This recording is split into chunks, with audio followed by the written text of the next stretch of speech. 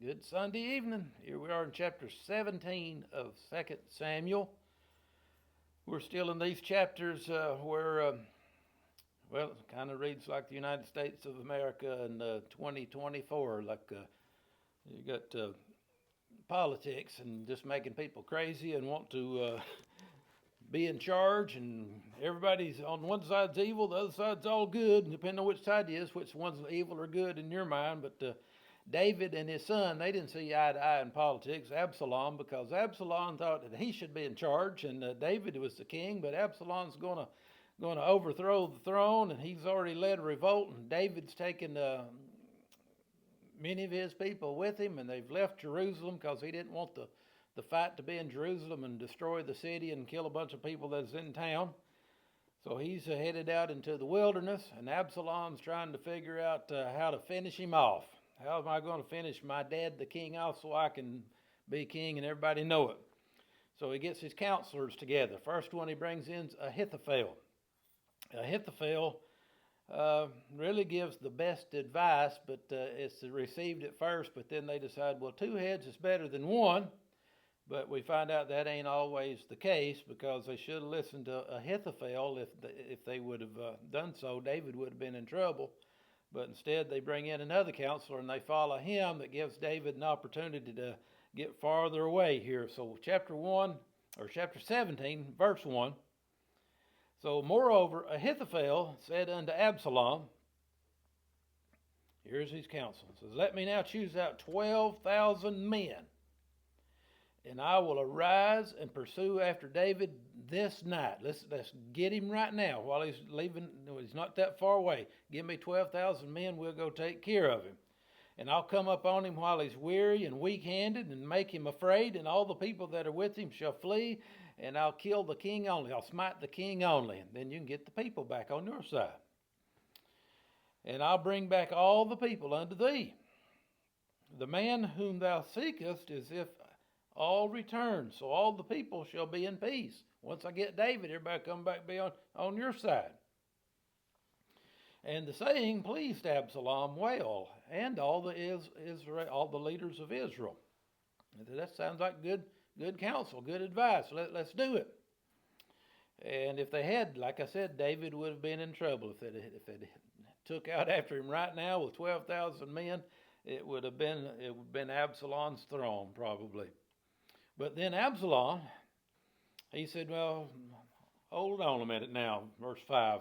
Then said Absalom, call now Hushai the Archite also, and let us hear likewise what he says. Let's listen to somebody else and see what he's got to say. Bring me another counselor. So when Hushai come to Absalom, Absalom spake unto him, saying, Ahithophel spoken after this manner. Shall we do after his saying? Shall we do what Ahithophel says? And if not, what do you think? Speak thou. And Hushai said to Absalom, the counsel that Ahithophel's given you is not good at this time.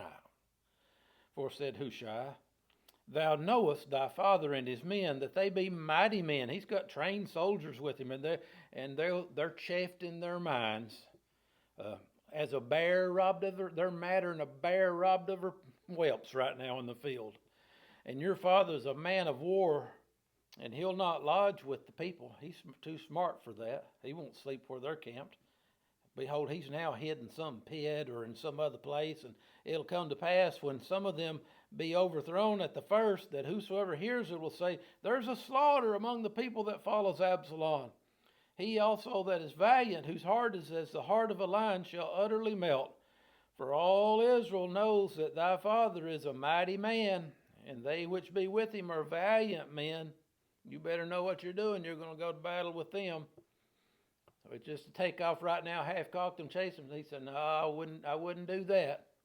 Don't listen to Ahithophel, verse 11. He said, therefore, I counsel that all Israel be generally gathered unto thee, from Dan even unto Bathsheba. Let's get all the country supporting you and behind you first. From Dan to Beersheba, that's like from one corner of the country to the other one. It'd be like saying from Memphis to Bristol. Let's get everybody behind you here. As the sand that's by the sea for multitude. And that thou go to the battle in thine own person. You lead the nation yourself into battle. So shall we come upon him in some place where he'll be found, and we'll light upon him as the dew falleth on the ground. Once we catch up with him, we'll be on him like a duck on a June bug, as the dew falleth on the ground. And of them and all the men that are with him, there'll not be left so much as one. We're going to get rid of all of them. Moreover, if he be gotten into a city, if he's trying to hide in a fortified city, then shall all Israel, there'll be so many of us, will bring ropes to that city and we'll drag it into the sea until there be not one. We'll draw it to the river until there be not one small stone found there. So now they got two different counsels, right? They're contradictory. Ahithophel says, let's go and let's go now. Hushai says, no, don't do that. Wait, let's get everybody behind us, then let's go. And they're going to decide which one they're going to go with now. Verse 14. Absalom and all the men of Israel said, the counsel of Hushai is better. Hushai the Archite, he's better than the counsel of Ahithophel. For the Lord hath appointed to defeat the good counsel of Ahithophel, to the intent that the Lord might bring evil upon Absalom. So here's the problem. It's still our problem today. You're trying to decide what's the right decision. You get advice from two different places. You're trying to be discerning about which is the best plan of attack, which is the one I want to follow here. And that's the difficult thing for a Christian sometimes too. And we always don't want to do anything unbiblical, first of all, but sometimes there are things that just aren't that clear to you, and you're trying to figure out what's the right direction for me to take here. And we want to pray about it and discern, but discerning can be a difficult thing sometimes. Sometimes we can get it wrong and think that we got it right. And that's exactly what Absalom and his elders did right here. They should have listened to Ahithophel, but instead they listened to Hushai.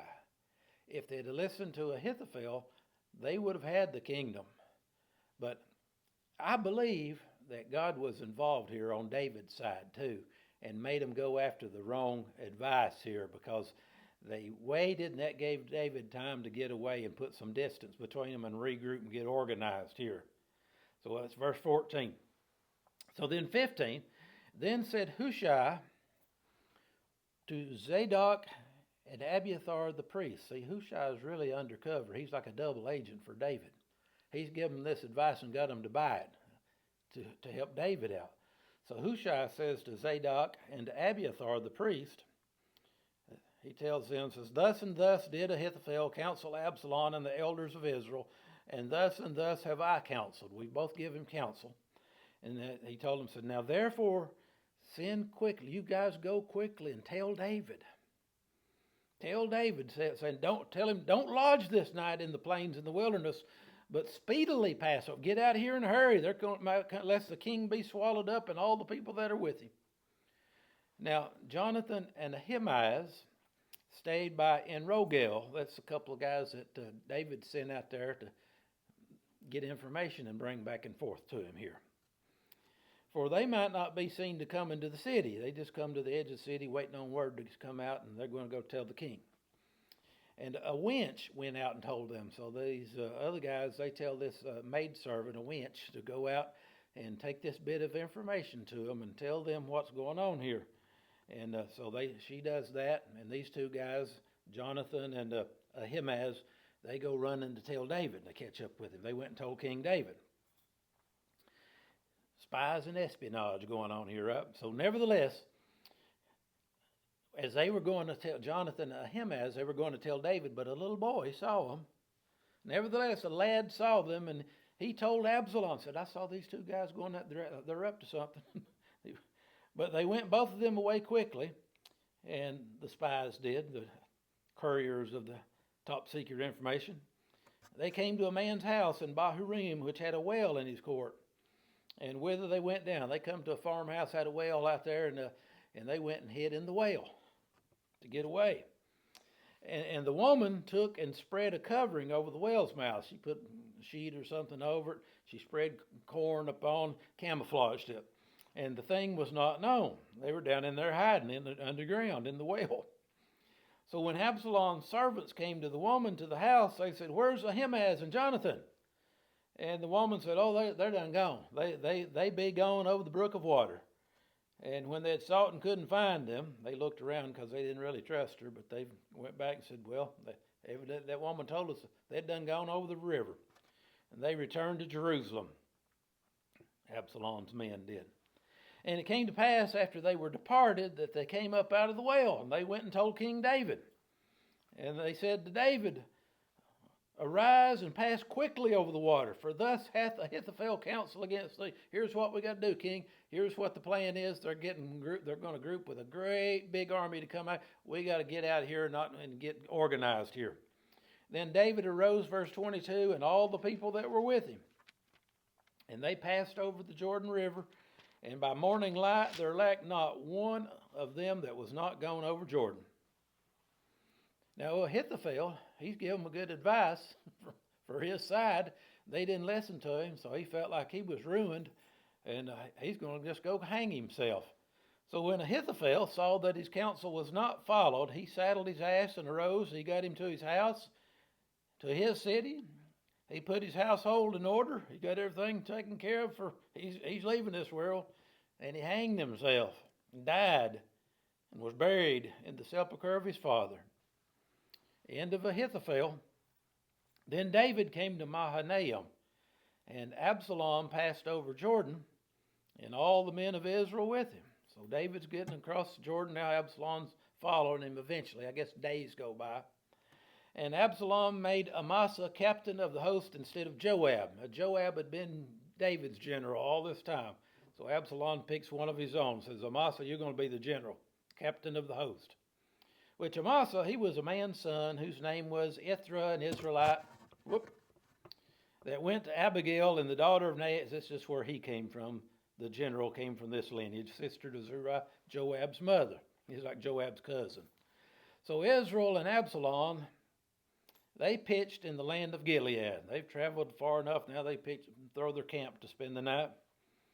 And it came to pass when David was come to Mahanaim, on out there in front of him still, that Shobai, the son of Nahash of Rabbah, the children of Ammon, and Machir, the son of Ammiel of Lodebar, and Barzillai the Gileadite of Rogelim, all these people they're getting remembered in the scriptures here because they were heroes on King David's side. They're going to take care of his army. They're going to bring all kinds of food and beast and honey, all kinds of stuff to supply the army. They brought beds and basins and earthen vessels and wheat and barley and flour and parched corn and beans and lentils and parched pulse and honey and butter and sheep and cheese of kine, that's cow's cheese, for David and for the people that were with him to eat. For they said, the people's hungry and weary and thirsty, and they're in the wilderness. So these guys got memorialized for all of eternity, because remember, heaven and earth will pass away, but the Word of God will stand forever. For all of eternity, these guys are being memorialized because they took care of God's people when God's people were in need. There's a lesson in that for us too. We'll see next week. We'll pick up and see where this battle goes to in chapter 18.